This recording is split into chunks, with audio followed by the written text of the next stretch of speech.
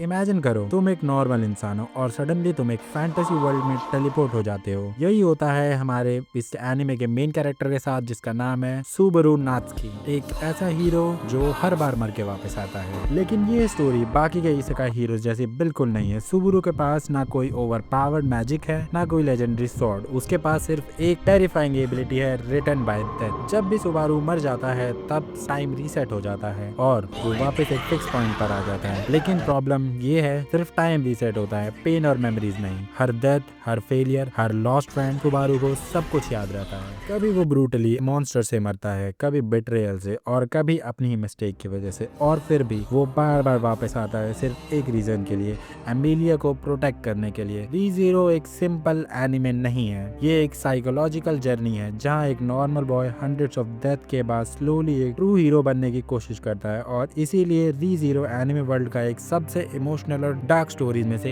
एक है। और अगर तुमने अभी तक ये एनिमे नहीं देखा है तो आई हाईली सजेस्ट कि तुम ये एनिमे को देखो। तो अब जब तुम्हें रीज़ीरो के बेसिक्स पता ही चल गए हैं, उसके मेन स्टोरी के प्लॉट पता ही चल गया, तो अब बात करते हैं रीज़ीरो के वर्ल्ड के बारे में। रीज़ीरो का वर्ल्ड एक फैंटेसी वर्ल्ड जैसा लगता है, लेकिन रियलिटी में ये दुनिया बहुत ज्यादा ब्रूटल है और मिस्टीरियस मॉन्स्टर से भरी है। इस वर्ल्ड में अलग अलग किंगडम्स, डेमी ह्यूमन और पावरफुल मैजिक यूजर्स रहते हैं। और सबसे इम्पोर्टेंट किंगडम है लगूनिका, जहाँ रॉयल सिलेक्शन चल रहा है जिससे नेक्स्ट रूलर चूज किया जाएगा। यहाँ मैजिक और स्पिरिट्स कॉमन चीज है। लोग fire, would, wind and earth magic use करते हैं और कुछ लोग पावरफुल स्पिरिट्स के साथ कॉन्ट्रैक्ट भी बनाते हैं। तो अब जब हम बात कर चुके हैं इसके कैरेक्टर की एंड वर्ल्ड बिल्डिंग की, तो अब बात करते हैं इस एनिमे के विलन की।